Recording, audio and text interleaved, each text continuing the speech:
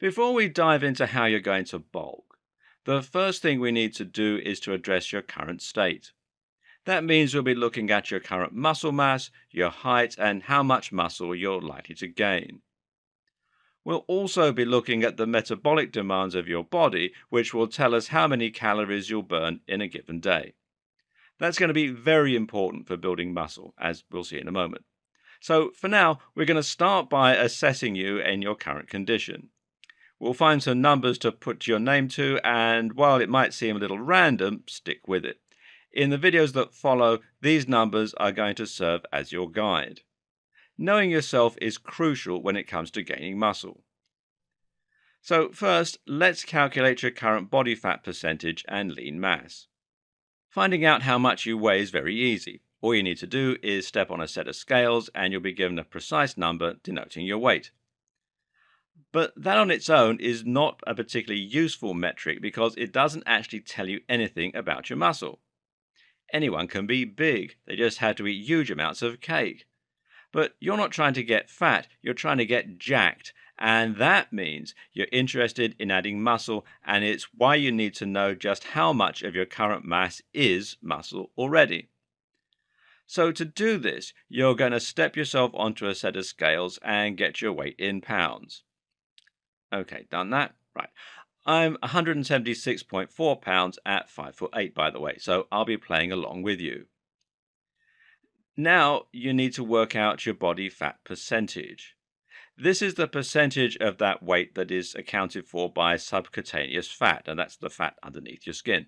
And finding this number is fortunately very easy. All you need to do is to measure the thickness of your skin, which will include that layer of fat. To do this, you need to grab a pinch of skin from the side of the tricep. So this is the spot midway between your shoulder and elbow on the outside of your arm, around from the bicep. And then you want to use this chart to get your current body fat percentage.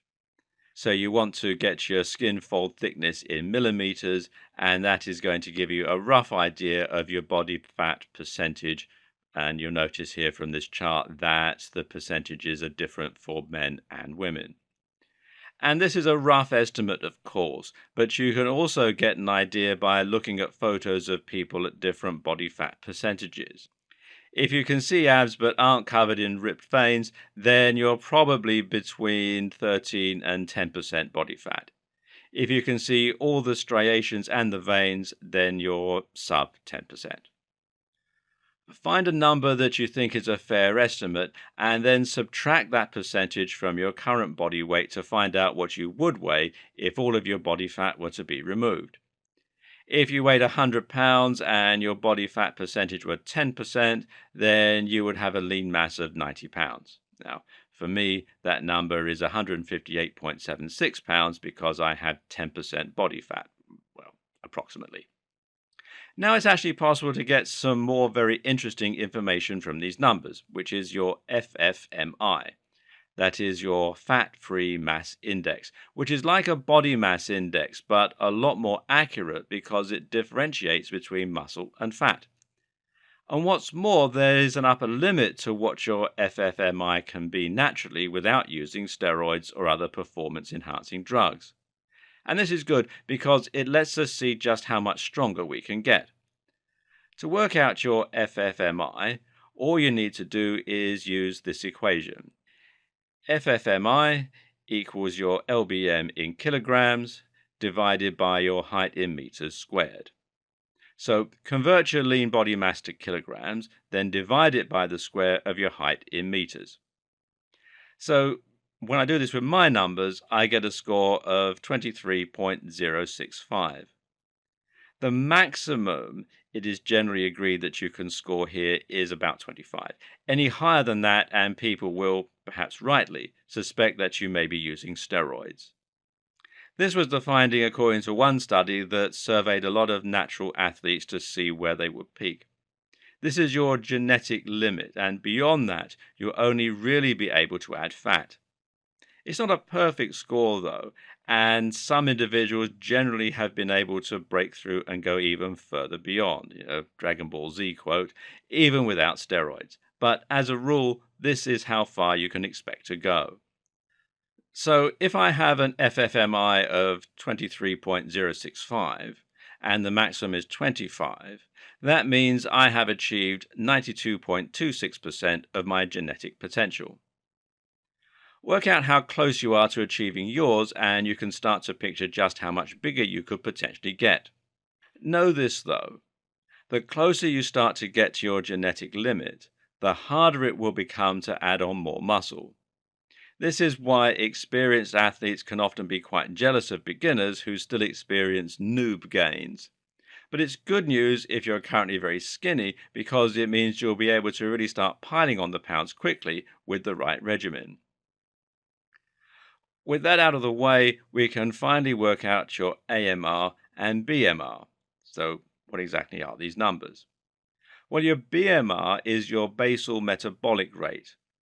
This is just how much energy, in calories, your body needs in order to live. This is assuming you're not moving at all, you're just lying there. Your body will still need to use up energy simply to maintain your systems, to help you blink, breathe, digest, and pump blood around your body. Your AMR is this number plus the number of calories you're burning through movement and exercise. When you combine those two things, what you're left with is the total energy demand of your body on an average day. This in turn tells you just how much you need to eat if you want to avoid burning fat, and how much you need to eat if you want to encourage burning fat. Because if you were trying to lose weight, then you would need to remain on a calorie deficit. That would mean you'd be eating fewer calories than you burn throughout the day. As a result, your body will be forced to burn fat in order to fuel your various movements or just to keep your heart beating. But you're not trying to lose weight. In fact, you're trying to gain weight, albeit a certain kind, and that means you need to maintain a caloric surplus where you consume more calories in the day than you use up. This in turn will mean that your body then has extra calories to spare, and it will most likely store those calories as fat around the body, or use them to build muscle, or provide you with fuel to move around with. You don't want to go too far into surplus, or you'll end up looking huge and blobby while also breaking out in bouts of acne. Instead, you need to go just far enough into surplus, and that's why you need to get scientific, and you need to calculate precisely how many calories you need and how many you're eating.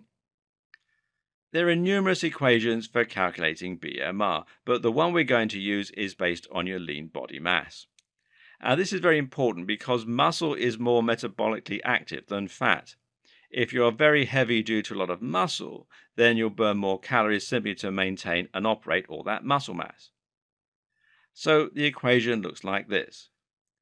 BMR equals 370 plus brackets 9.79757519 multiplied by LBM in pounds.